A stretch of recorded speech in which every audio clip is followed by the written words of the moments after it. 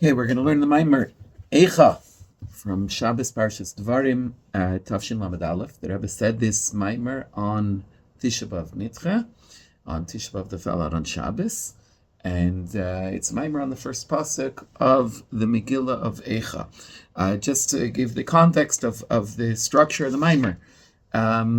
The Maamar is built on a Rishima, the Tzemach Tzedek, where the Tzemach Tzedek explains Eicha, Yashva Bada, that first pasuk in Eicha, in a positive sense rather than in the simple negative sense. And the Rebbe goes through explaining exactly the level of that positive sense. To explain it, he has to go through the advantage of the Aved of Adam Rishon in Gan Eden, and then how Matan Torah is higher than that, how the Beis Hamikdash is higher than that, the second Beis Hamikdash is higher than the first, the third Beis Hamikdash will be even higher than that, and Eicha Yashra Badat is actually going on what will achieve the Gilui that we'll have in the third Beis Hamikdash, and the Rebbe shows how that's connected both with the literal sense of the pasuk, the as it were negative meaning, the Galus, and how Galus is actually what enables that tremendous level of revelation, that tremendous level of Gilui.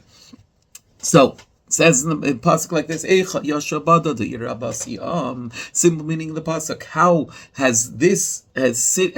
is it now sitting desolate, sitting alone? The city that was previously Rabasi that was filled with nation, filled with people. Umevar, it's speaking about Yerushalayim, about the Churban, about the destruction. Umevar, Tzemach Shema is the Rebbe Tzemach Tzedek, whose name is Tzemach, and as he points out in order too, that Tzemach Tzedek is Bigematria Mנחem medal. In other words, and as he quotes from Yerushalmi about Tzemach and Mנחem, that Chushbnei Dahadin Gechushbnei Dahadin, the Gematria of Tzemach is the same as the Gematria of as Mנחem. Hu Tzemach Hu Melukat, because Tzemach is Mנחem, V'dam Messiah Luhu, and this helps. This name is actually what helps Mashiach achieve both the qualities of Mנחem and of Tzemach, achieve the Geula, the accomplishment that Mashiach is supposed to be able to do. So, in addition to Mendel being Gematria Tzedek, Mנחem is Gematria Tzemach. So the Rebbe, the Tzemach Tzedek, explains that when it says that the Yerushalayim sits alone, it's not just in the negative sense, in the sense of sitting alone and now being desolate, being destroyed, but rather, as the pasuk says, the Ibishter alone will lead us. Betach Bada de Yaakov, like Moshe Rabbeinu says in the bracha, but that the Yidden will sit Betach, will sit securely, and Bada alone in Yaakov, in fulfillment of the brachas of Yaakov Avinu. And as Tzemach Tzedek goes on to explain how is Yashva Badad achieved through Rabasi as we'll explain later. But before we get into the details of the pasuk and the positive interpretation of the pasuk, Tzarich Lav, and the Rebbe asks, first of all, the word Eicha is wondering, how could it be that this takes place? How could it be that this happens? Right? Which in a simple sense is how could it be that this level of destruction and desolation has come about? But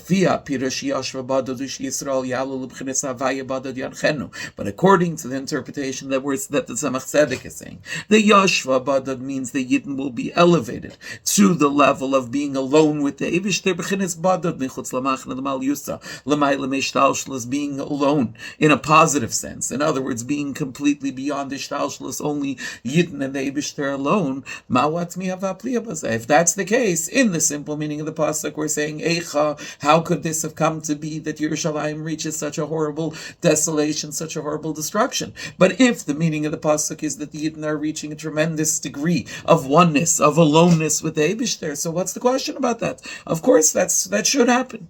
Secondly, so that's question number one.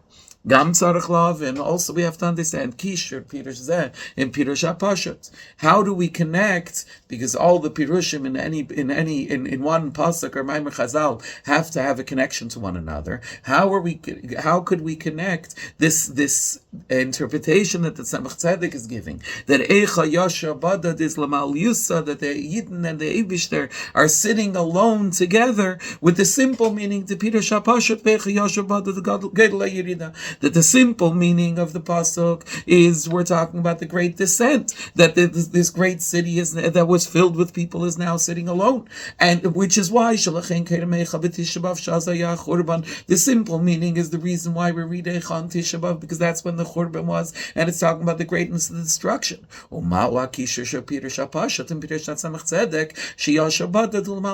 what's the connection of this simple interpretation where it's a negative thing, it's talking about the desolation, with the explanation that Tzemach Tzedek, that Yashar Badad is a positive thing, that Yidden is saying the positivity, that Yidden are reaching a level of being alone with the Eibishter.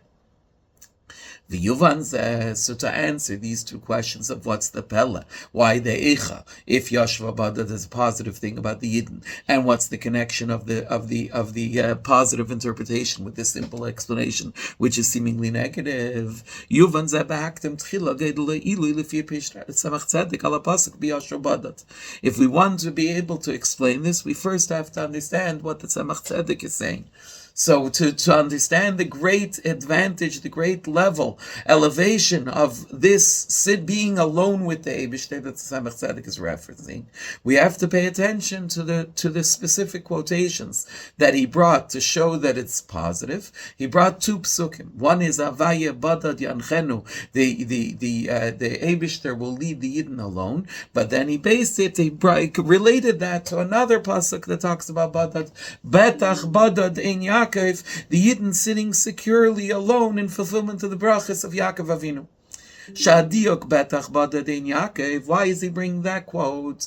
That specifically Yaakov Zafka. That this idea, this level of aloneness, comes specifically relates to the level of Yaakov. Who Kamaimer Azal. So this connects with what the Gemara says in Psachim when it's talking about the Navi calling the saying that in the time of the Geula, the Yidden will go to daven Beis Elikei Yaakov, in the third Beis Hamikdash. That's referred to as the house of the God of Yaakov. Why Yaakov? Says the Gemara, like Avram Shekas Behar, not like Avram Avinu, about whom it says a mountain, the Eibishter, that he went to saw the Eibishter on the mountain. The Eibishter revealed himself on the mountain, and therefore the first Beis Hamikdash relates to Avram Avinu, relates to the mountain. V'loiki Yitzchak Shekas Beisada, not like Yitzchak, that about whom it says that the Eibishter revealed himself. Yitzchak Lasuach Basada, Yitzchak went to daven in the fields. So the second Beis Hamikdash relates to this level of field. Eloki Yaakov Shekrei Bayis, the third Beis Hamikdash relates to Yaakov Avinu, who calls the Eibishter a house. What does that mean? I know Sha'ili the Betach Badadin Yaakov Shia Lasid Lavai. That means that this advantage of aloneness with the Eibishter, of being alone in fulfillment of the brachas of Yaakov, which will happen when Mashiach comes, Ubefrat Beis Hamikdash Ashlishi specifically will happen in the third Beis Hamikdash, who Inyan Ki Yaakov Shekrei Bayis relates the idea of Yaakov Avinu that calls the Eibishter's revelation a house. Why? Why is it relate specifically to Yaakov Avinu? Shenach Yaakov, because what else does it tell us about Yaakov? It says that Avram and Yitzchak, their nachla, their inheritance is limited, has limitations. Great, it's extreme, but it's still limited. As opposed to Yaakov Avinu, which is a nachla b'li mitzarim, which is an infinite nachla. It is related to B'chinas Raiva, the Raven, because similarly Avram, Yitzchak, and Yaakov relate to the 3 meals of Shabbos. Friday night, Shabbos morning, and Raiva, the Raiva in the time of Shalish, this that Kamaimer Azal, that Chazal say, that anybody who brings pleasure to Shabbos is given an inheritance without any boundaries, as it says, Nachlas Yaakov Avicha, the inheritance of Yaakov, which Yaakov is a Nachla B'li Mitzarim. Therefore, referencing the aloneness, the level of the Yidden being alone, specifically relates to Ein Yaakov. In other words, relates to Anachla Bli Mitzarim, the Gilui in the third Beis Hamikdash. How do we reach this revelation of the Nachla Bli Mitzarim, the infinite revelation of Yaakov Avinu, which is the Gilui in the third Beis Hamikdash? That'll be achieved through first Yashva Bada, through Yidden sitting alone in Galus. And that's also why Chazal compared this union of Galus to the fact that Adam Arishin was divorced from, meaning chased away from Gan Eden, and similarly were sent into Golus, into a time of destruction. Just like Adam Arishin is the direct creation of the Eibishter's hands. And that's always the Maila of Adam Arishin, as we'll see. So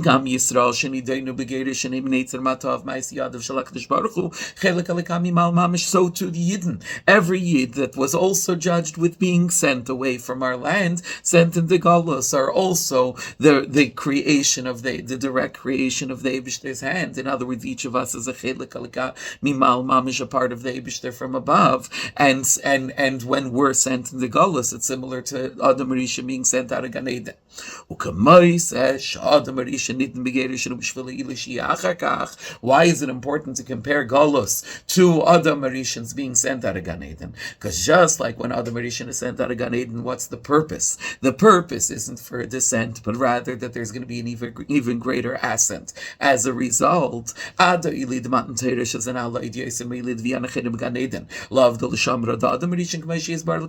so much so, like we'll say soon, that as a result of being sent out of Gan Eden, then ultimately the purpose is to reach the Gilui, the revelation and the elevation that happened when the Torah is given, which is much higher than the elevation of the Aveda that Adam Arisha was put into Gan Eden to be able to accomplish, as we'll see soon. So too, the purpose of the Yidden, he'll get to, so too when Yidden are sent into Golus, it's in order to bring us to a greater elevation.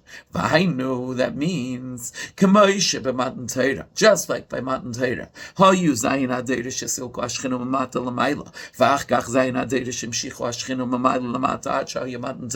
What happens between Adam Arishin when Adam Arishin is created? He's put into Gan Eden. That's as the famous Medrash at the beginning of Basi Lagani. The Iker Shchina B'Tachteinim. That's the time of divine revelation that godliness is manifest in the physical world. But what happens? There's 7 generations that push the Shechina further and further from being manifest in our reality, and then come another 7 generations that reverse that process and that bring the Shechina back down here into this world until Moshe was the 7th that brings about Matan Torah, when the Shechina is brought down, Vayered Avayel Har Sinai, when Shechina is brought down into our reality again.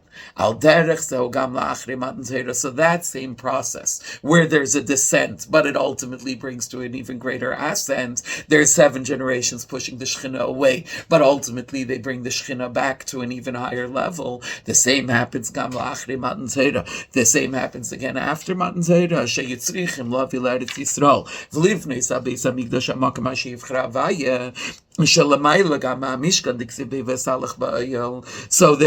what had to happen? They received the Torah, and immediately as part of that divine revelation of receiving the Torah, they build the Mishkan. But even building the Mishkan isn't enough. That's just a temporary revelation, so to speak. The Eibishter is going in a temporary place. In order to reach an even higher elevation, they have to build the Beis Hamikdash in Eretz Yisrael when they're bringing godliness down into the world in a permanent way. But Hayuaz Kamar Patkais from when they first build the Mishkan, they go through the Midbar with all of the things that came along with it, and then the several hundred years in Eretz Yisrael with the destruction of the Mishkan, and so on, until finally the Beis Hamikdash is built. So there's challenges, and there's destruction, there's distance, until we reach a higher elevation. Then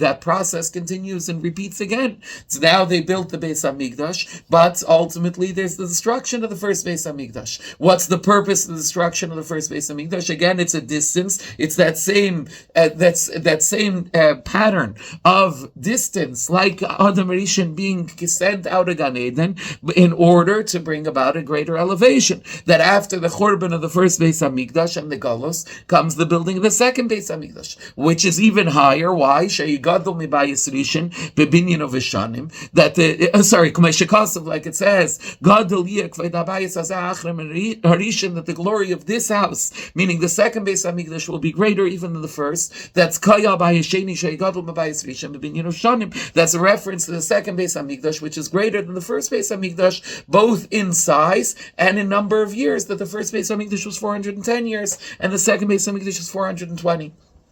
So that pattern repeats itself again and again, that each destruction, that each negativity, each banishment brings to an even greater building that follows. The same is true of the destruction of the second Beis Hamikdash, that ultimately what's the purpose of that? The purpose of that destruction is that we should ultimately reach afterwards the elevation of the third Beis Hamikdash,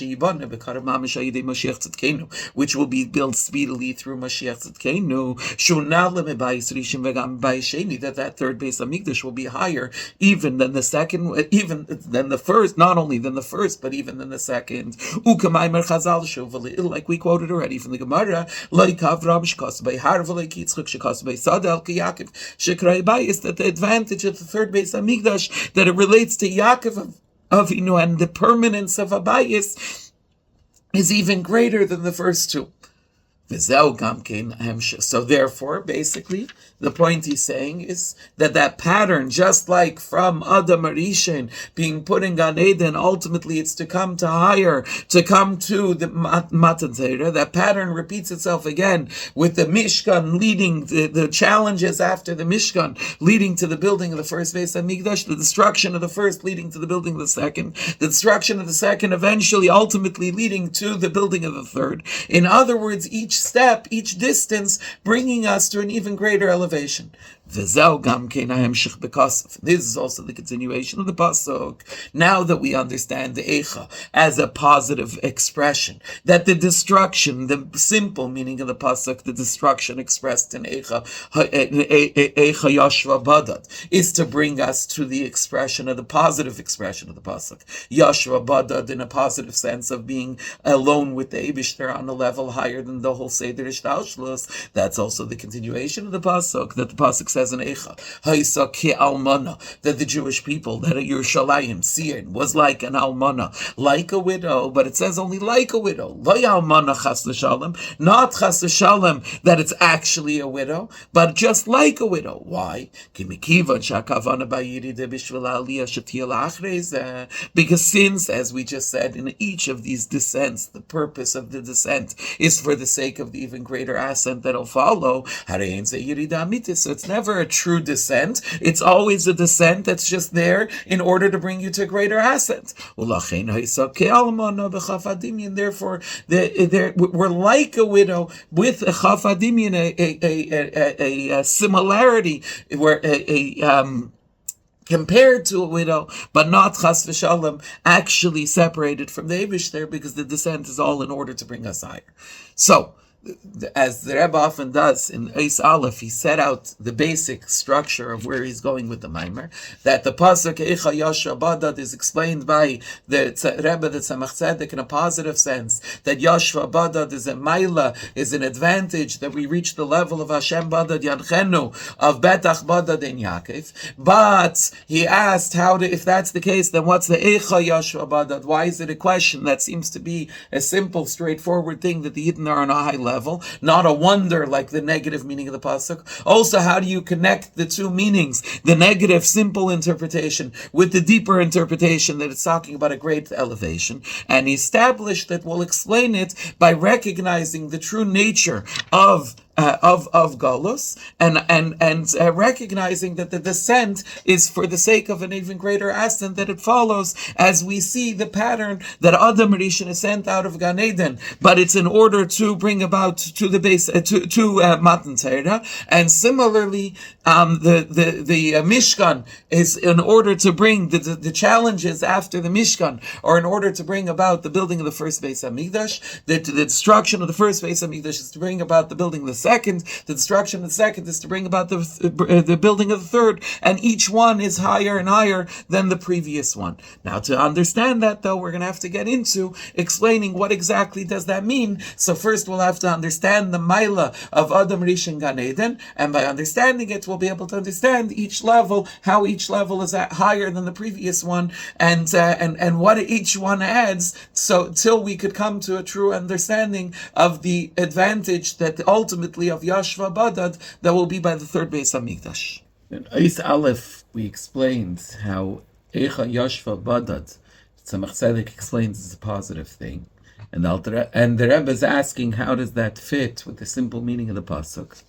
So he started to explain that the Yerida, that they, just like Adam Rishon being sent out of Gan Eden, was in order to bring about an Ilui, to bring about an elevation, because it eventually leads to Matan Torah. So too, from the building of the Mishkan and the challenges they went through afterwards to lead to the Beis Hamikdash. The Beis Hamikdash, the Churban Beis Hamikdash, is to lead to the second Beis Hamikdash. The second Beis Hamikdash is destroyed. It's to lead to the third Beis Hamikdash. Each Yerida is for the sake of an Aliyah. It's to bring us even higher, to a higher level, and therefore it's not a real Yerida in the first place. It's just like an Almana. So the Rabbi continues, nice Beis, this idea that each step is in order to bring about a higher elevation. So he says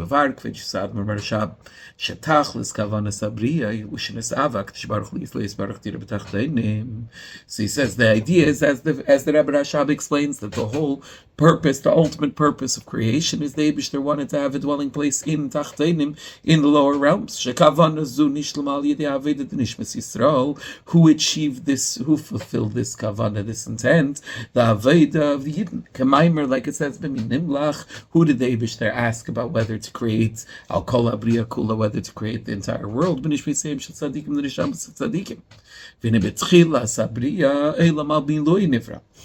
So, to understand this progression, that we go from Adam Rishon and Gan Eden higher and higher through all the whole process, repeating pattern of Churban leading to a greater binyan. We see this from the beginning of all of creation. Why? Because the beginning of creation, the world was already created perfectly, completely. It says in the Medrash that the primary Shechina was manifest in the physical world. What does that mean, that the Ikar Shechina was here in the physical world? That means the Eira Seviv. Why is Ikar Shechina Eira Seviv? The Shechina, because in general, Shechina refers to the light of the Eibishter that fills the worlds. Shechina, because the word Shechina, as the Rebbe explains in Basiligani, is from the word Shechenes Mislabeshes, that it rests, that it's enclosed, and therefore the Shechina is Eramamali, the light of the Eibishter that's measured according to the ability of the recipient to receive, and therefore is defined by where it's being placed, each one according to its level. So Shechina is a reference to Ramamali. Iker Shechina, the primary Shechina, is a reference to Eira Seviv. And even Eira Seviv, that's higher than the world altogether, was present in the physical world. As explained at length in the Maamar and Basiligani, that the purpose of creation is in order to bring down the Eira Seviv Kol Almin, the Eira that's Kuli Almin B'Shava, that all worlds are equal. But Says Agam Sham Shachas Eretz Seviv Nasa Idei Avidas Adam Rishon V'Nishmas Yisrael Dafke Kenal. 1 second. We know that drawing down Eretz Seviv is only achieved through Aveda. As it says, "V'minimlach nishmeiseim shel tzadikim," the kavana of dira b'tachteinim is that the neshamis of Yidden in this world should bring about the revelation and drawing down Eretz Seviv. So that means that it wasn't present in the world. What do we mean when we say Iker Shchina b'tachteinim Eicha? If Iker Shchina couldn't be present in the world because it needs the Aveda of Adam Rishon and later of Nishmas Yisrael to bring it about. Nonetheless, the Chazal tell us that at the beginning, right, that at the beginning of creation, the world was already created perfectly. What does that mean? Pirush, that means it can't be that Iker Shchina was actually Bepeil in Tachteinim, because that's not possible, because it needs Aveda Satachten, and there was no Aveda yet. That's only brought about through Aveda, which means that it's not possible that it could have been there, that Iker Shchina, in the sense of Eretz Seviv, could have been manifest in Tachteinim. Ki'im. So what does it mean when we say Olam Amin Lui Nivra? How do you reconcile those two statements that seem to say the exact opposite? Ki'im shenivra ba'efen she'em muchsher v'ra'i l'gili erdei Iker Shchina. Means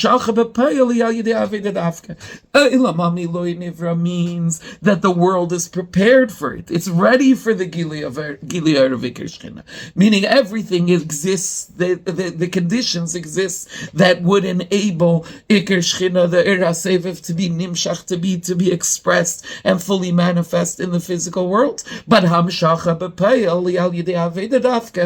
the same time, it's not actually there, because for Eretz Seviv to actually be in the world requires Aveda. And that's why it says that the Eibishter took Adam Rishon and he placed him in Gan Eden to work it and to guard it. That immediately there's a job for Adam Rishon. What's the job for Adam Rishon? That the world is prepared in such a way that it's ready for Eretz Seviv, but it's not actually there because it needs Aveda. So Adam Rishon is being placed in Gan Eden in order to do the Aveda that'll be Mamshech Eretz Seviv. The Gan Eden because Gan Eden on its own is the level of it has within it automatically before Aveda the light that the Eibishter measured according to what this particular element is able to handle. And this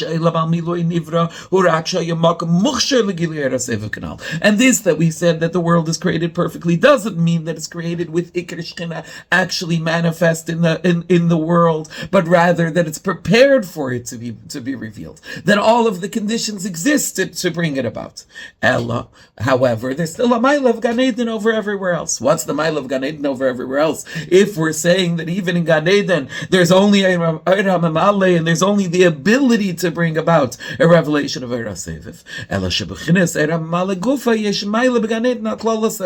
The Beis Dvarim. Just in Eretz itself, there's still a mile of Gan Eden. What's the mile of Gan Eden over everywhere else in the world? It has two miles. It has two advantages. Aleph, one is the one advantage of Gan Eden is that in general the light that's enclosed within the worlds comes from the Midas, comes from the Zayin Tata and the 7 lower levels, meaning the emotional traits. But Gan Eden is Meir Gimmel Reishin, there shines the 3 heads, meaning there shines the Meichin, there shines the intellectual aspects of the Eibishter. Beis. So that's one advantage of Gan Eden over the world as a whole. And Beis, and the second is the Ba'elim is Rak Yidiyas HaMetzias of Gan Eden Gili Amos. In the worlds in general, there's the knowledge of the Eibishter's existence that's able to be seen in the world itself. But in Gan Eden, there wasn't just the knowledge of his existence, there's also a revelation of his essence. But even what there was in Gan Eden, so Gan Eden has 2 great advantages over the world as a whole, that there's Meir, the Ur of Meichin, and that there's Gilia Mohus and not just Yedias Amitzias, but nonetheless, it's only in the level of Mamali, not in the level of Seviv. And that's what it says, that Adam Arishan was now being placed in Gan Eden in order to work and guard it. Because when Adam Arishan will do his Aveda in Gan Eden, all of the conditions exist that are Olam Amiloi Nivra, that is prepared to reveal the light of Seviv Kalalmin, the Iker Shechina that's beyond the worlds.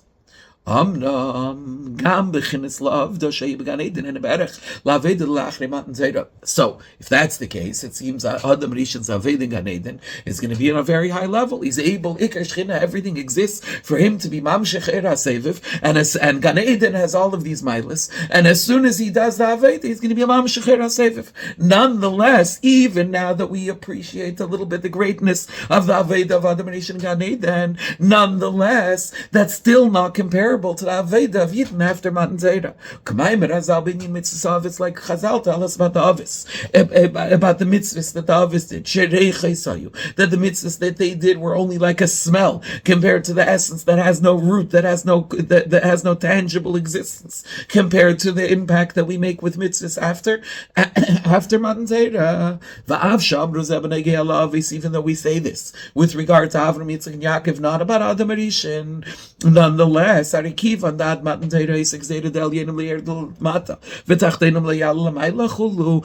the reason why we say that the mitzvahs were only reches, were only like smells? Because it's before Matan Torah, and there's a gzeira, there's a decree that divides elyonim and tachtenim, that the spiritual can come down into the physical world, and the physical can be elevated completely above. So if that's the case, and that's the reason why the mitzvahs are only reches, that means that for Adam Rishon Gan Eden, it's also true because the Gzeira exists, and therefore his mitzvahs, his Aveda, also can't be comparable to the Aveda after Matan Torah. Now,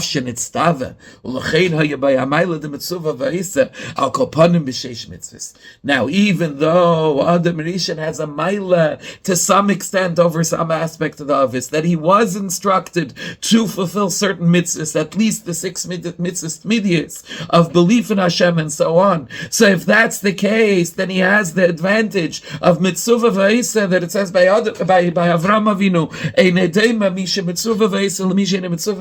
that you can't compare somebody who's instructed and then he does it. That's why I waited with Bris Milah to somebody who's not instructed, who's not commanded and does it. So Adam Rishon did have the advantage of being mitzvah v'isa. Nonetheless, atzivi kama ishu lamata k'ed matan teira, eine kama atzivi la'achar matan teira, kivin shel yenim liyerdu adayin lamata. Still, even with the instruction, even with the commandment, the way it is down here in the physical world before the Torah is given, still can't be comparable to the commandment after the Torah is given. Why? Because there's still the gzeira of al yonim liyerdu lamata, that spiritual can come down into the physical world. The gam lifiyam of word Maamar. Even according to what it explains in the Maamar over there, the Aveda of Adam Rishon is still higher than the Aveda of the Avis. Why? Because Adam Rishon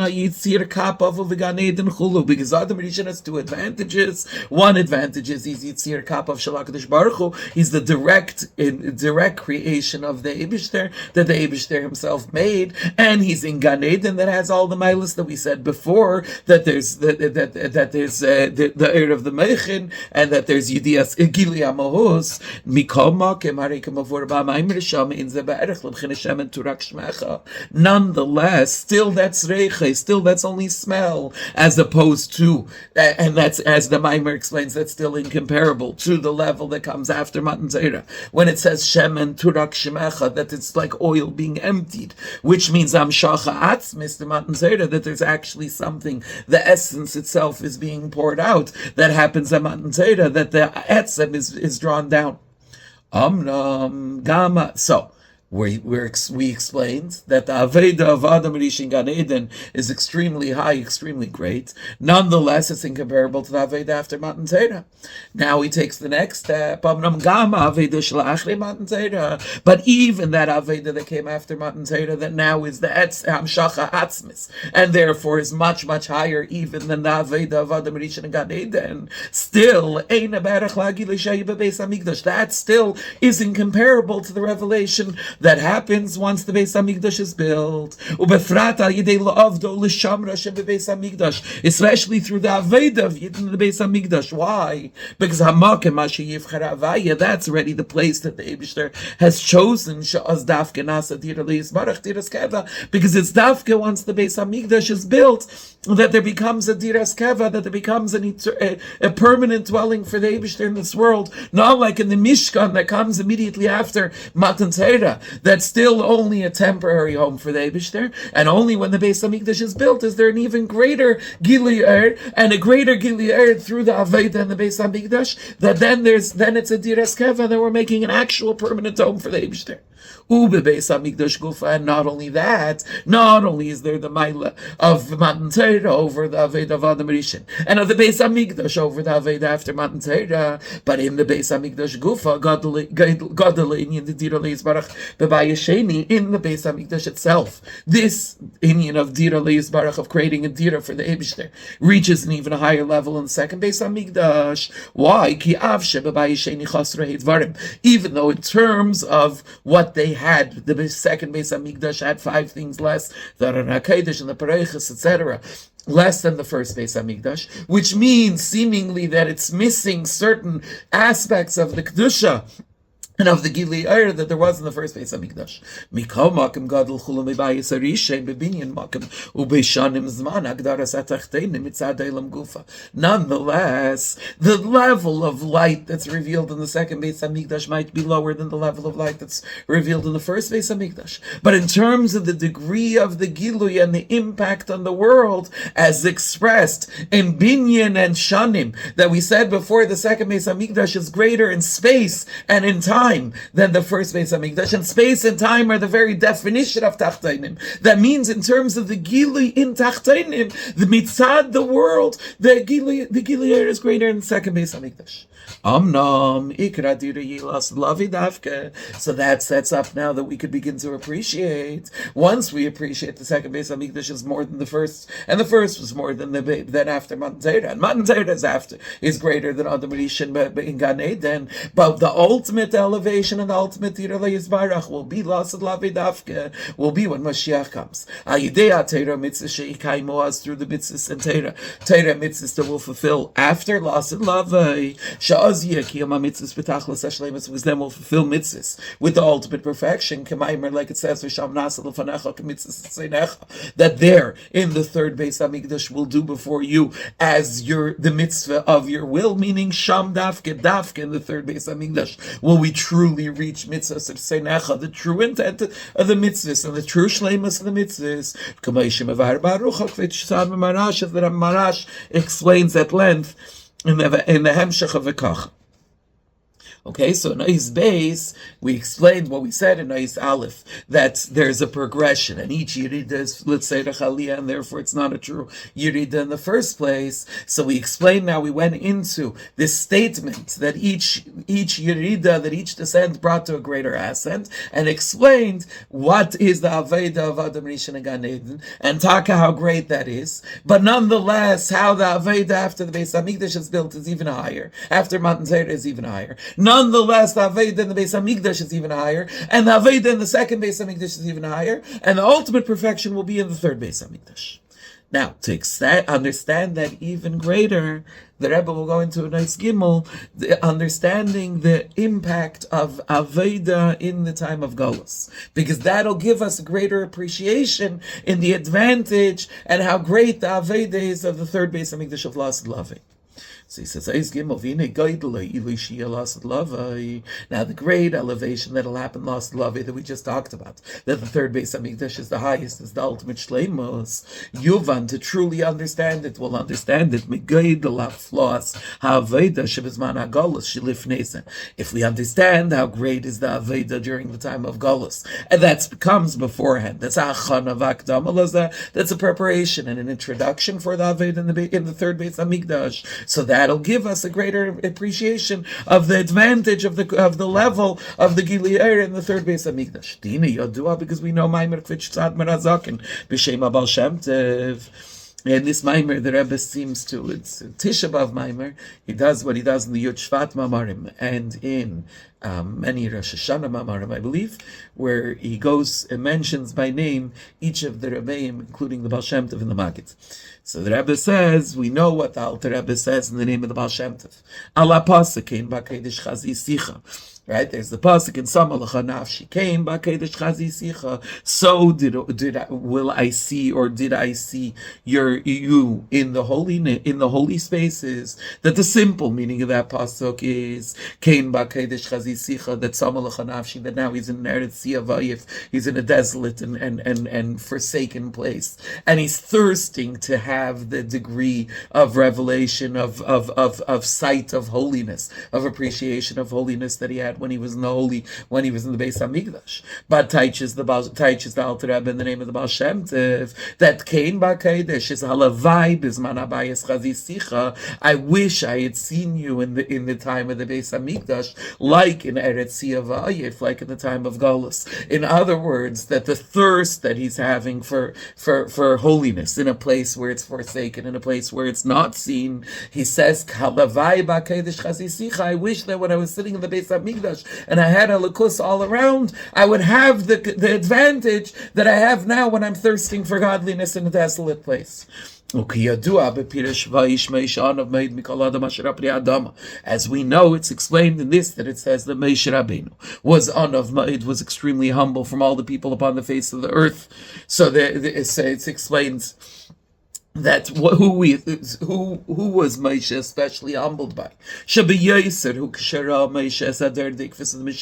That especially when did this happen? When Moshe saw the generation of the footsteps of Mashiach, the last generation before Mashiach, that when Moshe Rabbeinu looked at us, that this is a time of tremendous concealment, tremendous obstacles. And when Moshe Rabbeinu saw that even in such a dark time, Yidden will learn Torah and fulfill mitzvahs, and not only learn Torah and fulfill mitzvahs, but even the in a matter of continually growing, continually adding. This Aveda of the time of Ikvis of the Mashiach, of the Yidden and Ikvis of the Mashiach, affected by Moshe a tremendous humility, a tremendous bittul. In other words, just like we said, Alavai B'Keidish Chazi Sicha, that the Alter Rebbe is explaining the name of the Baal Shem Tov, that David HaMelech is saying, I wish I had in the special times, the same thirst that I have in the desolate, in the forsaken place. Similarly, Moshe Rabbeinu is looking at the generation of Ikvis of the Mashiach and seeing that they still are Mekayim Torah, learn Torah and Mekayim mitzvahs in that manner, in that situation, and that's what causes him to be humbled. Moshe Emes. Now, we're not just saying Moshe Rabbeinu looks and he feels humbled because he's giving a taich, wow, look at this wonderful quality, but rather, Moshe is true. Moshe is truth. Chazal tell us, what does it mean? The Moshe is true, that he saw the midah of emes. If that's the case, it's understood. Shekeinu be'emes, that it's true that Moshe is taka humbled by the Aveda of Zman HaGolus of Ikvis of the Mashiach. Sheyesh na maila ba'Aveda Zman HaGolus, that there's a certain maila in the Aveda of Zman HaGolus, legabe Avedas Moshe, compared even to the Aveda of Moshe Rabbeinu. And as he points out in Ara 34, even though Moshe is Raya Me'emna, so he's the one who gives us this kayach of Mesiris Nefesh and Yirah, as the Rebbe explains at length in Vata Tetzaveh. Nonetheless, Hamaisu Iker Gam Sarach Liyigia, he says, nonetheless, Payil Mamish is the main thing, A. And B, we also have to still, even though Moshe Rabbeinu Rabbeinu is the one who gives us the kayach for it, but we have to do the work to make it actually happen. So therefore, Moshe Rabbeinu is still humbled by us, and there's taka true that there's a mile in our Aveda compared even to the Aveda of Moshe Rabbeinu. So says the Rebbe, then take that a step further. If we understand now the great advantage of the Aveda in the time of Golus, that because of the darkness, it's an Aveda that can humble even Moshe Rabbeinu, and this Aveda is just Akdama and Achana for the Gilui that will be lost at Lavai. So from this we understand how great is the elevation that it will be when Mashiach comes. Since the Gilui in the times of the third Beis Hamikdash will come after and through this tremendous Aveda of Zman of Ikris of the Mashiach and Zman HaGolus in general. And with this, as the Rebbe will also understand something that otherwise isn't understandable. How is it that this Golus is so long? If you look at the other Golus we talked about, we're talking about a few years, 70 years, 12 years, 40, 48. It's I think, in the time from the Mishkan from the first Mishkan Shiloh being destroyed till the Beis Hamikdash being built, etc. But this last Golus is already over 1900 years. Why is it so long as compared to the other ones? Not comparable. He says, since we just explained that the Gilui in the third Beis Hamikdash comes as a result of the great Maila of the Aveda, the Hakdama, the Achana, the preparation that's achieved through the Aveda in the time of Golos. So since this Golos is the preparation for such a high level of revelation, which is higher even than Aveda, than being placed in Gan Eden that other Marishan had to do. And it's higher, Matan Teira, it's higher than the Aveda of Matan Teira. And Mibayas Rishon, Mibayas Sheni, and it's higher than the first Beis Hamikdash, which was the additional Maila. And it's higher than the second Beis Hamikdash. That's why the Golus is so long.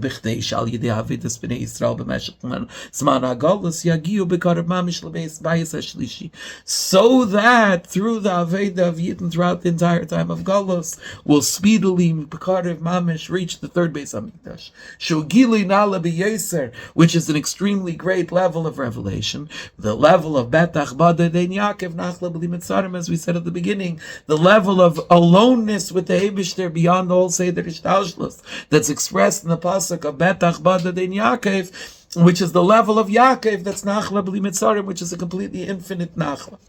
Okay, so this Eis, the Rebbe said, if based on what we said in the previous Eis, expressing the levels of how each one is greater, each descent brought to a greater ascent, so then we understand, and not only that each one is higher than the one before, but also when we recognize that the Aveda in the time of Golus is especially high, and so then the Gili that's coming as a result, we realize is even higher, how great it must be, and that's why Golus has been so long, to build up and prepare us for the Nachla B'li Mitzarim, for the ultimate Gili that'll be in the third Beis Hamikdash. Dalit. But how do you achieve this? So now we'll explain the rest of the pasuk, the first pasuk of Eicha. It says, "Vehinei b'chteish b'chenes badat yumshach lamato ba'ifan diyashva." It says it's yashva badat. What does that mean? Badat, we said, means alone, meaning being alone with the Eibishter himself, beyond any process, beyond any limitations, any definition, beyond any concealment.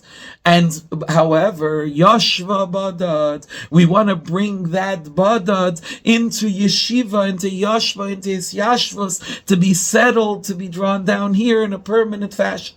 How do you achieve that? For that, it's not enough for Bada to remain something that's outside of our experience. That's a revelation of godliness that's completely beyond creation altogether. But rather, we have to take that Bada, that infinite revelation, and bring it down into Seder Ishtalshlus, into the order of creation. This is what the pasuk says. Eicha Yashva Badad, that we have to draw down the Badad, Sham Shachas B'chinas Badad Lamata, that to draw down the level of Badad down here. Ubaifid Yashva Bis Yashvas, and to bring it down, not just bring it down, but bring it down in a settled fashion, in a permanent fashion.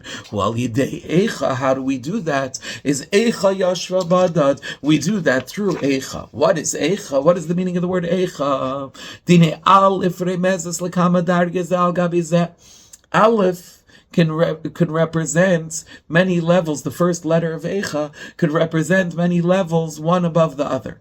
Kumay Aleph de Echad, like the Aleph in Echad, Shema Yisrael Hashem Alekeinu Hashem Echad, that we say, what does it mean Echad? That there's an Aleph Shalamayla Meches Vidalit, that there's an Aleph that comes first and then is drawn down into the Ches and the Dalit. The Aleph is higher than the Ches and Dalit. That the Ches and Dalit, the Ches is Zayin Riki and Va'aretz, the seven heavens and the earth, and the four directions of the world.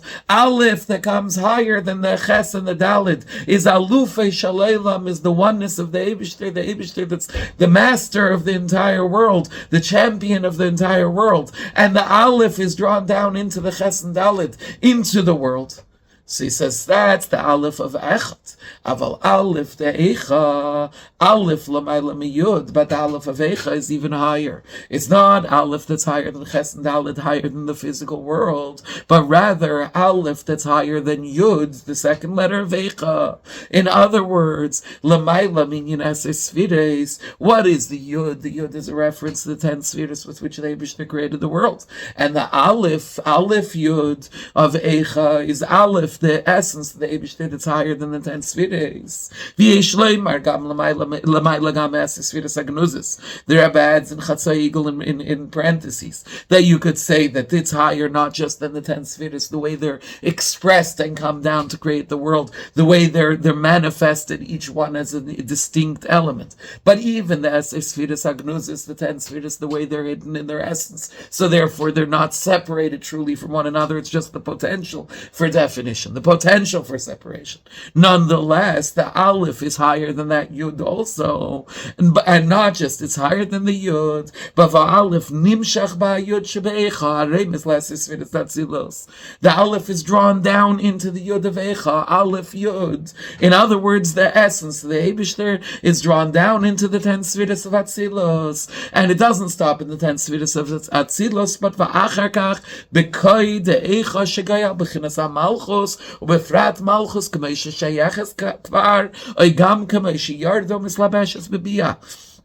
And the rest of the word Eicha, Aleph, Yud, Kaf, Hey, the Kaf, Hey is Kai. Kai, as opposed to Zeh, as we're about to say, is a reference to Malchus, and specifically to Malchus, the way it already relates to, or even more, the way it's already gone down to, and been enclosed within the lower worlds, not even Atzilus anymore. Okay, as we know the difference between Zeh and Kai. Zeh is pointing, saying this one, Zeh is you're able to point with your finger and say this is it. In other words, that's a level of Gili Val derech zeh gam lashon zeis. She gam ken al derech b'chinas zeh l'shazeis b'chinas nukva. And not only zeh, which largely is a reference to zah, but even zeis in the feminine. So but it's still the same idea as zeh, that you're able to point to it and say this is it.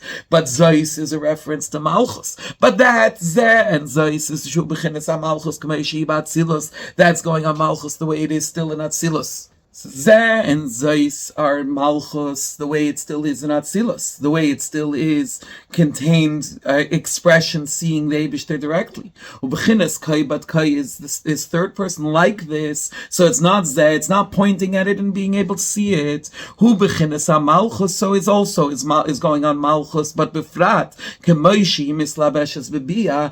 Kai is already the way Malchus is enclosed within the lower worlds. Bechinas Kidmuseinu, like in the form of the Eibishter. In other words, it's not an expression. It's not seeing the essence itself, but rather in a hidden fashion. So Eicha means that the Aleph, Alufi Shel Eilam, the Eibishter, the way he is higher than the Sfiris, higher even than Etzer Sfiris Agnuzis, is being brought down into the Yud, into the 10 Sfiris of Atzilos, and then into the Kai, into Malchus, and not just Malchus, but Malchus, the way it goes down into the lower worlds. So that's now the taich of the pasuk. Eicha yashva badad. What does that mean? Eicha yashva badad. Shebadad ubchinis yachid. Shalamai legam b'chinis echad. Badad, as we said, is the Eibishter, the way he is alone. Yachid, higher even than echad. In other words, the essence of the Eibishter that's completely beyond Seder Ishtalshalos altogether.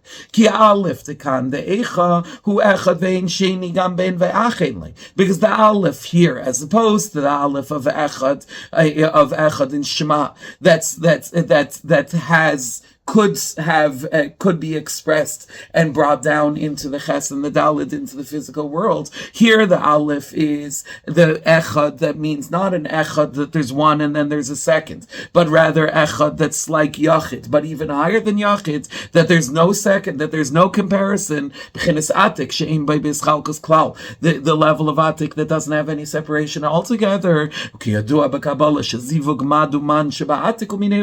Like it's explained in Kabbalah, that when we say a zivug, a unification of mad and man, of mayim duchrin and mayim nukvin, of isarus lasata and isarus leila within atik, it's not talking about two separate things that combine, because atik is only one, and it's mineu bay, it's within atik itself. What's the taich in Eicha Yashua Badad? That through Eicha, in other words, the Aleph will be drawn down into the Yud and into the 10 Sfiris, and into the Kai, into Malchus, and Malchus, the way it's drawn down into Bia, that Yashua Badad, it'll bring that Badad, the level of Badad, the level of the Eibishter beyond the Shtalshlus in the third Beis Hamikdash, into the Kai, and not only that, but do it in a manner of Isyashvus. So in the previous Eisius, the Rebbe explains how Eicha Yashva Badad, the positive meaning, is Yashva Badad, that Badad, the level of Badad, the level of the Yidden being with the Eibishter alone, beyond Seder Shtalshlus, is brought down into Yashva, into his Yashvus. It becomes a part of our worlds. When does that happen? Because the Gilui, when you reach from the because of the Aveda in time of Golus, you reach to the Gilui of La'asid Lavi, to the Gilui of the third Beis Hamikdash, which was the ascent for the sake of which the descent of the Golus happened in the first place. And that's reaching even higher than the Giluyim of all of the steps that happened previously.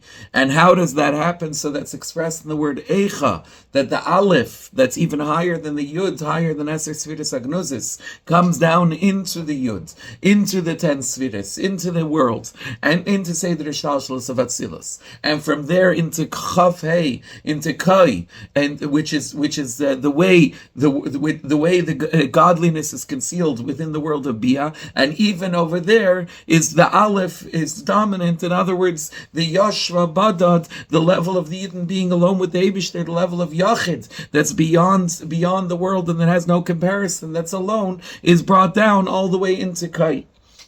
So that's the taich, and that's the taich in Eicha Yashva Badad.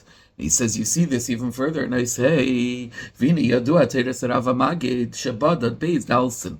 We know the teaching of the Magid of Mezrich that says that Badad, what's the taich of Badad? 2 dalits. There's 2 dalits in Badad being alone. What are the 2 dalits? Dalit the Mashpia, the Dalit the Mikabel. You have the Dalit of the Mashpia, and you have the Dalit of the recipient of the Mikabel. So the Rebbe asks, what does that mean? How could you have Dalos? Gimmel Dalit is always Gimmel Dalim. The Gimmel gives, the Dalit receives. Dalit represents poverty, Dalos. So if that's the case, it represents missing something. How could you have a Dalit in the Mashpia? What's missing in the Mashpia? The Mashpia is the giver, the one who has everything. So the Magid explains, Shehu K'maymer Hazal Yisr Meshegel Reitzalina Kapara Reitzalanik. It's according to what Chazal tell us. The more than the calf wants to nurture, the cow wants to give. In other words, in other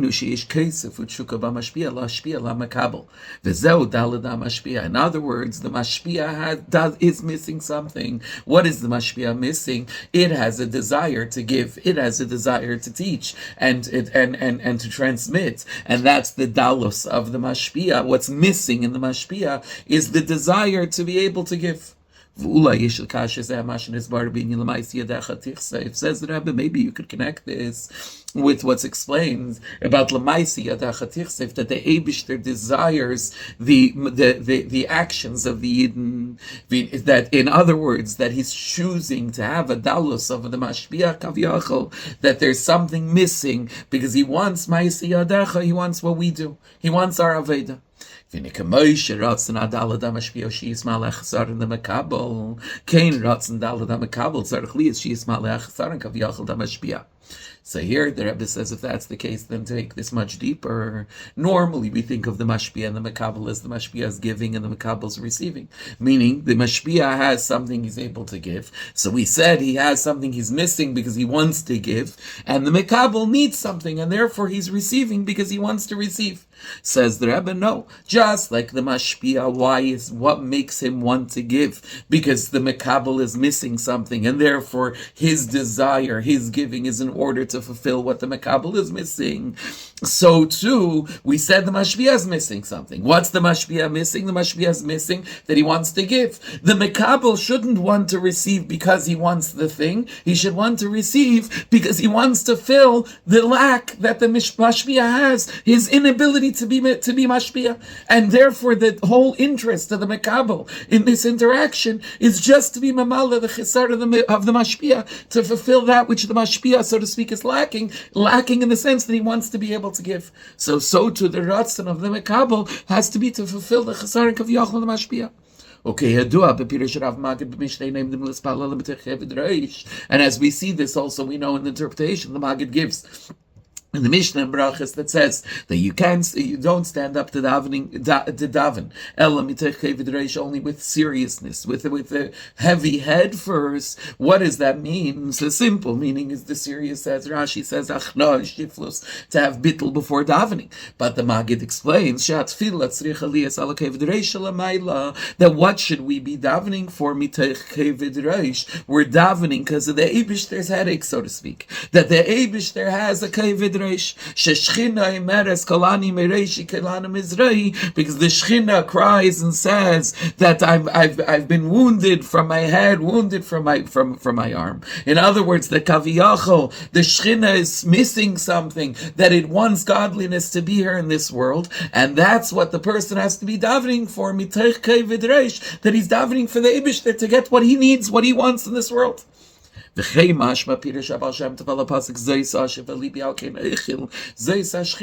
implied also in the Baal Shem Tov's interpretation on the pasuk in Eicha, that Zayis Ashev Alibi, this I will place into my heart. Al Kain Eichel, therefore I will hope. What is the Zayis Ashev? Not the Churban that we're placing the Churban into our heart, what we're missing, but rather Zayis is a reference to the Shechina, the Baal Shem Tov says, which implies a similar idea that what are we davening for? What are we yearning for? To be mamala the chisar and kaviyachol of the mashpia.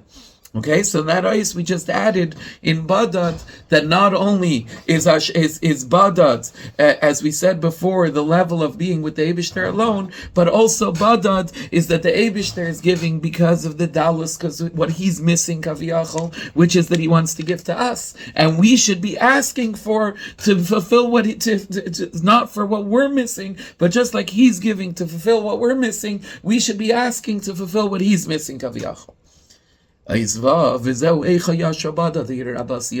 the Rabbi will teach this positive interpretation in Eicha into the entire first pasuk of Eicha, and also answer the question that we asked at the beginning of how could it be that Eicha is asking a question if in fact we're talking about the Mail of a Yid, then Eicha seems to make sense. Why is it a question? So this is how the pasuk then reads: Eicha yashva badad. How did the city sit alone? Ha'ir rabasi the city that previously was filled with people. The simple meaning. But the taich now we're giving is Eicha bitmiya, that Eicha is still a wonder, a question that we asked at the beginning in Aleph. Why is it a question? The Yisrael shahayu b'dargas so the taich of the pasuk is that the Yidden, that they were in a level of a nation, but nation is also in the word is also in the word gechalim, flickering coals. Rabasi kipshuta ribias chalkos chulu. So Rabasi then is in fact, as it were, a negative. That Rabasi that you had an in other words, you had a lot of division within this flickering. Rabasi b'deis is ribi adeis. Rabasi and deis it means, what does that mean? That there's a lot of different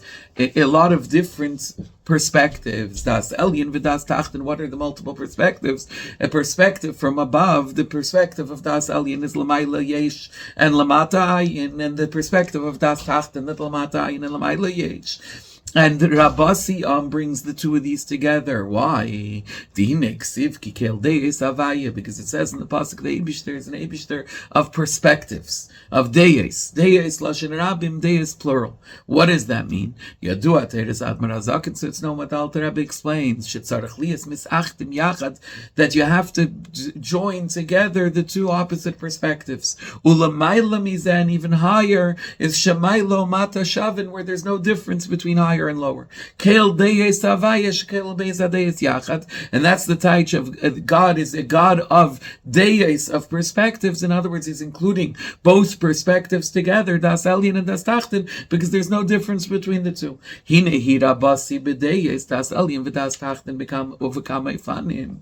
the is Rabasi b'deis, is multiple perspectives, and even because there's das Elyon, there's das Tachten, and in each of those there's many different aspects and many different elements, and therefore there's a multitude of perspectives. And taking it even further, continuing the pasuk, that the people, that the city became like an almana. What is the taich almana? Shabayla halach lemdinas yamso ki almana, like a widow, not an actual widow. Is that her husband, a woman whose husband goes away to a faraway country, that she's like an almana. In other words, that she has no husband present.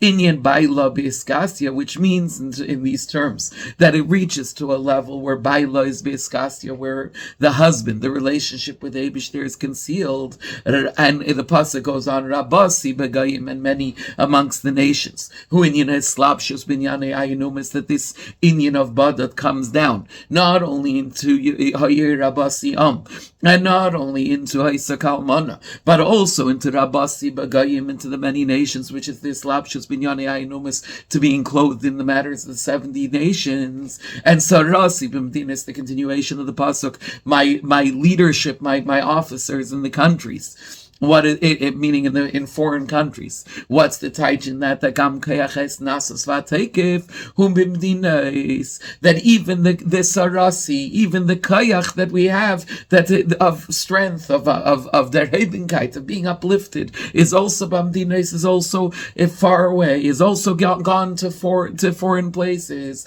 And not only that, lamas, it's become a lamas, it's become taxed, right? It become under the control of others. So simple meaning of all of this is obviously as negatives.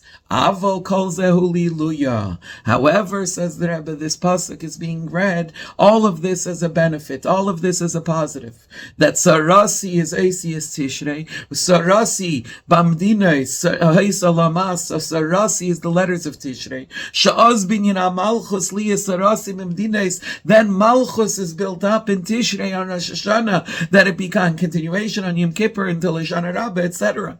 That sarasi bamdinais, that it becomes the control, the malchus becomes complete, that even the faraway places, even the distant places are also expressing the Eibush, they're also expressing Getlichkeit, and Haisalamas who habitel to Kabbalah, and became enslaved or became a tax, that's talking about the bittul of Kabbalah. Shedavke bizman ha'elam v'hester, and that's the meaning of the whole pasuk. That from Yashva Badat, from being alone with Eibishter, the highest possible level, it comes down through Eicha, like we said before, through the Aleph coming down into the Yud, and from there coming down into the Chafei, into the Kai.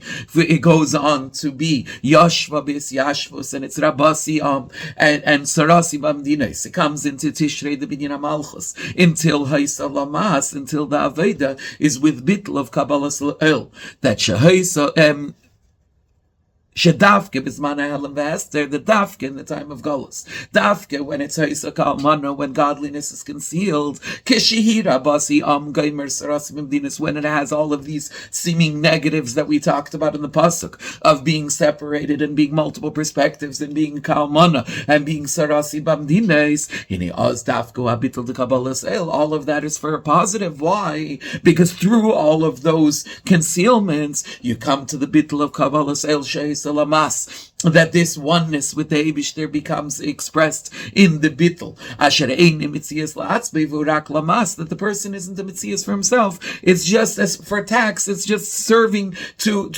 another.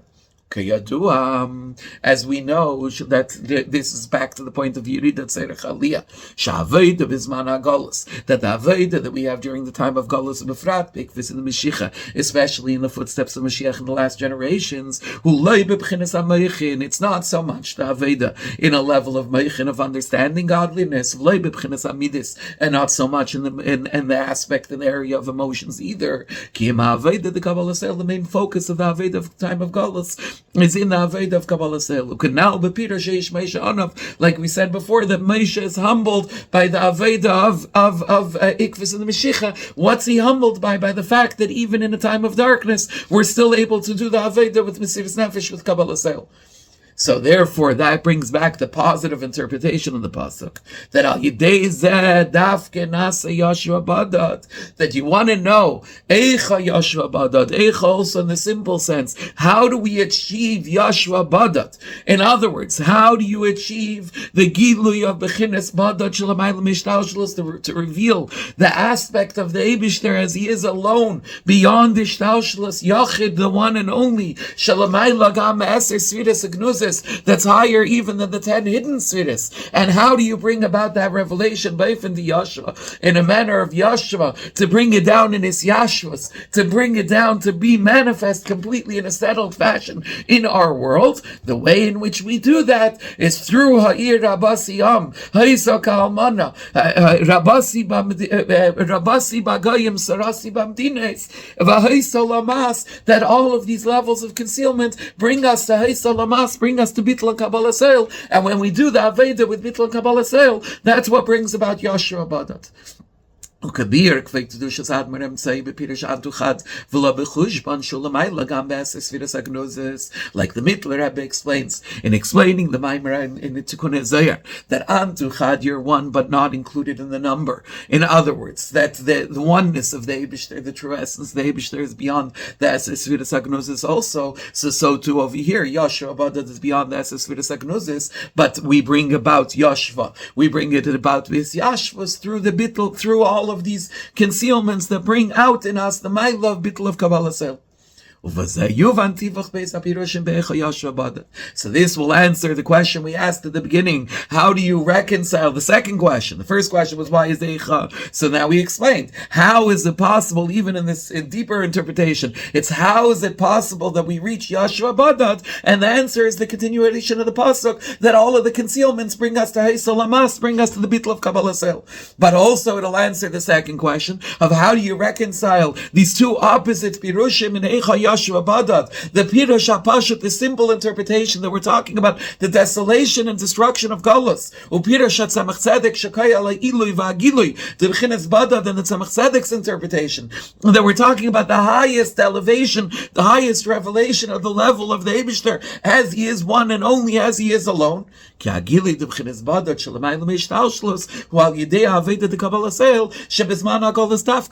now we can answer the question. Yes, the two interpretations are connected. Because Eicha Yashva Badad, how do we bring the level of Badad, the positive expression, to come Beis Yashvos? It's through the simple meaning of Eicha Yashva Badad, the desolation of Galus, because that ultimately brings out in us the Maila of the Aveda of Kabbalah Sel, that brings that's the only thing that's able to achieve that the Badad should be Beis Yashvos. Now he teaches us that this is also the Eicha, that we're asking how could it be Badad, that the Eicha is a question, and we asked before if it's the Mile of Yidden, why is that a question? That seems good to be an obvious thing. That we're asking that because it's still a Pella, this idea that from Rabasi from the constrictions and the challenges of Golas, of being a multiplicity of perspectives, and which is which is flickering, Rabasi Baza, and it's Rabasi Bagayim, as we said, all of these concealments of being involved in Ayin Sarim, in Ayin Umeis, and Taisa Kalmana, and so on. How is this able to bring La'abadat Shalamayla Mishtal Shalasbaif in the Yashva, that the concealment especially, that the challenges especially should be what brings us to that highest level of Yashva Badat, of the level of Badat that's higher than Ishtal Shalas, and bringing that in a manner of its Yashvas. This is a wonder that the effect of all of the negatives is the positive of Kabbalah Sel that's bringing us to the highest possible level. ויש לומר שהגילי ויס ישבס לבחינת בדד של למעלה משתלשלוס, הרי זה שלא יהיה על פי השתלשלוס. See, למעלה מטעם ודס. Then the Rebbe says another explanation. One explanation of Eicha, that why is it a Pella? Because it's taka a Pella, that Yashva Bada, that we're able to bring that level that's so high into Yashva, into Is Yashvas. But another way of looking at why Eicha is a question as a Pella, because taka, what's able to bring about Yashva Bada is specifically an Aveda that's outside of Ishtalshlos. Because you're trying to reach a level of Bada that's higher than Ishtalshlos. You can't do that in an orderly fashion. You can't do that in a rational manner. Because in a rational manner, you're never going to reach beyond rationale. So if you're going to approach things in a construction, in an orderly fashion, you're never going to be able to reach the Maila Badat Shlomaila Ishtalshlos. How are you reaching Yashva Badat? Through Eicha, through a wonder, through an Aveda that's higher than Tam Vadas. Since you're trying to reach higher than Tam Vadas, not according to Ishtalshalos, Gam Aveda Shayidei Se Yom Shachagid B'chinas Badat Winyan Aveda Zat Shuva.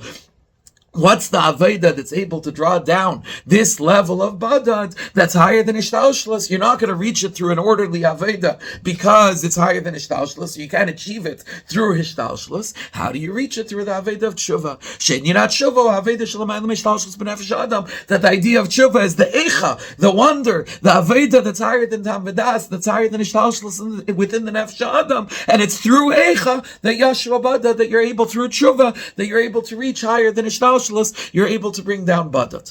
Okay, so to summarize these Aisias, we answered now the questions that we asked at the beginning of why is Eicha Plush and Pliya, and also how do you reconcile the two interpretations of the pasuk, the negative interpretation and the positive. So the answer is that now we're interpreting the pasuk of Eicha Yashva Badad not just as Yashva Badad being a level that's higher than Ishtalshlos, but Yashva Badad is a process of bringing Badad, bringing godliness that's higher than Ishtalshlos down into his yashvas. How do you do that? So he said first that in the previous case, he said through Eicha itself, through Aleph, that comes down into the Yud and then comes down into the Kai. In other words, through bringing that, what we're doing is bringing Yashua Badad, bringing the level of Badad all the way down into Ishtalshlos, but specifically that's through the continuation of the pasuk, all of the concealments of Golos, that brings us to Haisa Lamas, that brings us to Aveda of Kabbalah Sela Mesiris Nefesh, and that's what's able to achieve Yashra Bada, that Bada should be Beis Yashvas. And there's two, and that's the reconciliation of the two interpretations. It's through the simple meaning of the pasuk, the desolation of Golos, that we reach the higher level of the pasuk. The Yashra Bada is a tremendous high level, that the highest level of the Eibishter is coming down into our world in a settled fashion. And also it's explaining that how Eicha, why Eicha is a Lashon Tmiya. First of all, that it's a wonder that we're able to bring this level that's so high into his yashvas, even through the Aveda of Kabbalah Sale. And secondly, because in an orderly fashion, an orderly Aveda isn't able to draw down from higher than Ishtalshlus. How are we doing it? Through an Aveda in a manner of Pliya, through an Aveda that's beyond Tam Vadas, and therefore that's beyond Ishtalshlus in the person. Avedas HaTshuva, that's what's able to bring it about. Zayin, Vine, Ashaychas, B'chinas Badat, B'chinas Yachid, Liyakev Davke, Kamashkas Batach Badat, Ein Yakev. So going back to, we said at the beginning, the Badat is connected specifically, this oneness of the Eibishter is connected to specifically to Yakev, like we quoted the pasuk at the beginning of the Tzemach Tzedek of Betach Badat Ein Yakev. What is the connection? Kinin Isbar Lil Shabbadat B'chinas Atik. We already explained the Badat, that this alone is going on the level of Atik Upanimis HaKeser. Shalamayla Mi Beis HaKav and Yimin, which is higher than both directions. Normally everything is divided into right and left, chesed and gvura and so on. But Atik is higher than that, to Maamar, like it says in the Zayin of Les Smala by Eicha, that there is no left in Atik. In other words, that there's no two kavin in Atik at all. So how are we going to bring about this revelation of the level of Badad, which is higher than both kavin, dafka through the Aveda and the kavashlishi, which is connected to Yaakov Avinu. Kavayshakasav, like it says in the pasuk, Zayin b'mishpat tipada. Zayin will be redeemed through mishpat. Befarish kveit k'shad b'nat tzemach tzedek. Sham mishpat to dafke b'shleisha chuludayna chagas. So the Rebbe, the Tzemach Tzedek, explains what's mishpat. Mishpat is a bezdin. A bezdin had to be of three dafke. In other words, it's expressing the mile of the third level. That how do we bring about Zayin tipada through mishpat, through chagas, through bringing all three aspects together. V'hainu shasi. While that means that actually making a dira for the Eibishter in the physical world is achieved in a perfect fashion, is achieved dafka through Aveda, like we said. But dafka through Aveda in all three kavin, as the Friedrich Rebbe explains also on the Mishnah, that the world stands on three things, that it's dafka through three. In other words, al yishal yidei Aveda b'gimel hakavim teira Aveda g'milas chasadim that dafka through the Aveda in all three kavim of right, left, and center of Teira Aveda and Milas Chasadim, the world is able to stand. Shenishlamah kavana de B'rias Eilam, that we're able to perfect and fully fulfill the Eibishter's intent of creating the world, of creating a full dira. And this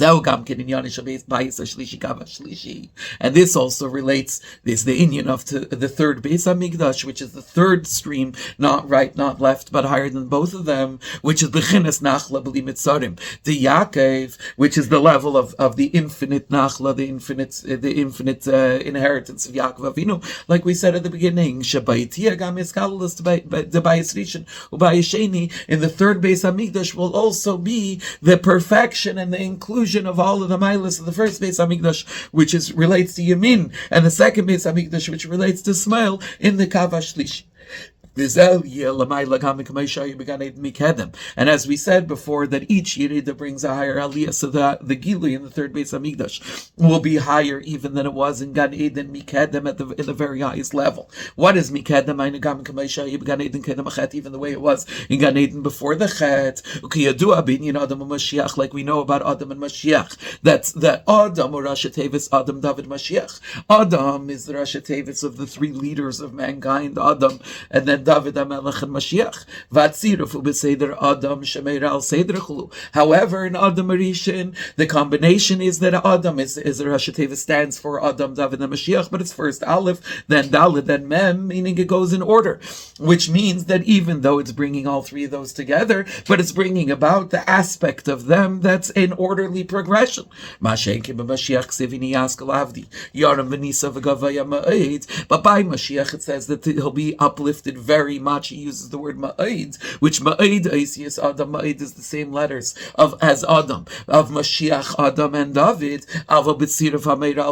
But now it's no longer in order of Adam leading to David, leading to Mashiach, which is what Gan Eden Mikedem, the Gilui initially in Gan Eden before the Chet, represents. That's still some degree of orderly progression of Gvul, that it's leading one step, leading to the next, and so on. Now it's ma'id, it's Mashiach, Adam, and David, and ma'id also is very much which has no limitation, which always shows unbelievable, on completely beyond any limitation and boundary. The exact opposite of the format of Adam that's still restructured in a structured and orderly fashion.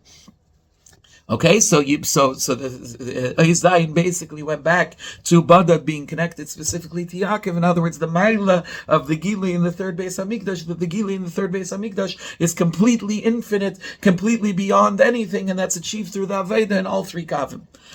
Now, as we said earlier, how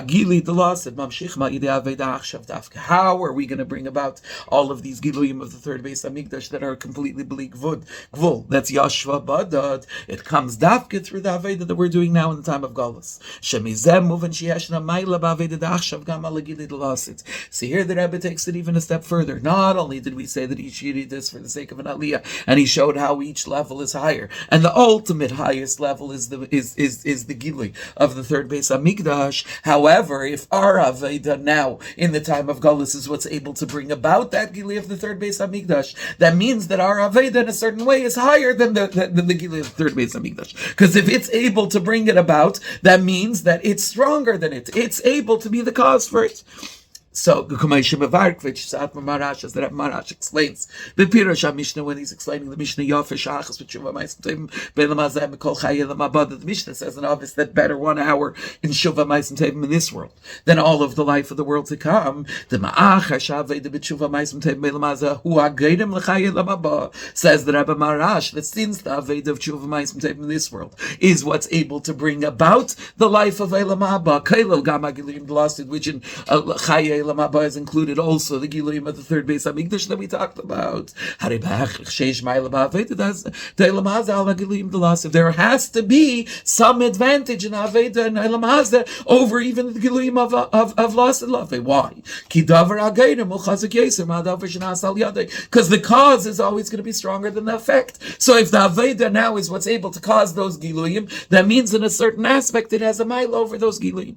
The Gambin, and even when it comes to the union of the pleasure that we get, meaning not only is there concealed within this Aveda that we're doing, the Kabbalah Sale, that's the darkness, like we said before, but there must be concealed some greater strength in the Haisal Hamas, in the Aveda of Kabbalah Sale now, over even the Yashva Badat, even in the pleasure that we get out of it. Shebchines Nachla B'li Mitzarim the Yaakov Bazman Derayv Derayvin in Inatainog, that in the Nachla B'li Mitzarim, the infinite Nachla, the infinite inheritance of Yaakov, comes in the time of pleasure of all pleasures, of Raiva, the Ratzon of Ratzon, the time of the afternoon of Shabbos, which is the union of pleasure. Yeshmaila b'aveda da'achshav davke. So even in the pleasure aspect, there's a maila in the aveda of now over the giluyim of lasid.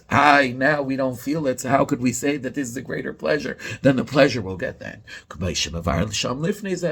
Reb Marash explains before that in the Hemshech, Shataynik the Lasid the Bechlalas Nachas Ruach da Nivra, Vataynik the Tshuva Ma'asim Tevim Be'Lamazeh Bechlalas Nachas Ruach da Beire. That one of the reasons he explains why is because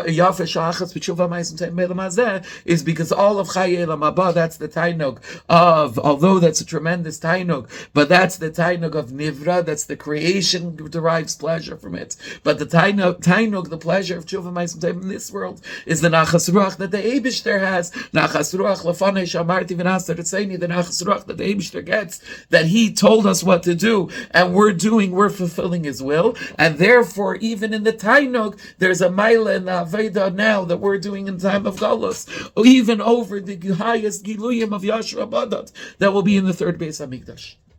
V'zeu, when that the Rebbe concludes, v'zeu shal yidei maseinu v'avedisenu da'ashav mamshichim shebekarav mamish yibanav yizgal l'bayis hashlishi. This is why through our actions now, through our ma'asim now, and our aveda now, we're able to draw down that speedily in our time must be bekarev mamish, that they'll be rebuilt and they'll be revealed the third Beis Hamikdash, which is the chenes badat betach badat in Yaakov, which is the level of the oneness, the aloneness of Yaakov Avinu. Shatia b'igam yizgal l'bayis that there'll be a combination and an inclusion of both of the milas of the first Beis Hamikdash and the second Beis Hamikdash, and because of that level of badad, betach badad in Yaakov, then it'll be havaya badad yanchenu. The Eibishter will lead us alone, each and every yid, afal piv al yidei shiam se'eu beretz midbar of v'sayil elishimen aved b'zman agolus. When that pasuk in Azinu, when does it say the Eibishter will lead us alone? Even though, where are we? In a desolate land, in a place of chaos. And it not only even though, but the Rebbe's mechadish also, like we said before, it's al yidei, it's through. In other words, because of the aveda of zman agolus, that and because specifically of the darkness and desolation, that's what brings out the aveda of Kabbalah Seil, and that brings out the Maila of Havaya Badat Yadchenu. So from the desert and the desolation will come that the Eibishter will lead us alone, like it says before, that Knesher Yarkinei, that'll be bechesed barachmim uvechemla. It'll be like an eagle awakens his nest, that he does it with mercy, he does it with kindness. Shebekarev mamish tavei agula bechesed v'rachmim, the very speedily the gula will come, and it'll come about in a manner of chesed v'rachmim. And then we'll see the perfection of the intent of Nisav HaKadosh Baruch Hu, Liyas Le'yis Baruch Tira B'Tachtenim, that the Eibishter desired a dwelling place in Tachtenim. Okay, so in essence, the first pasuk of Eicha is Eicha Yashva Badad. How do we achieve the level of Badad? Dafka, through the darkness of Galus, that all of the concealments of Galus, that ultimately bring about Haisa Lamas, that bring the Aved of Kabbalah Seil, that's higher than all of the Giluyim that ever were in the world, even from Gan Eden before the Chet, and higher even than the Giluyim of Lasid Lavai. And that's what will bring about the Giluyim of Lasid Lavai, of Yashva Badad, that the level of Badad will come down Beis Yashva. May it be taken for me ad mamish.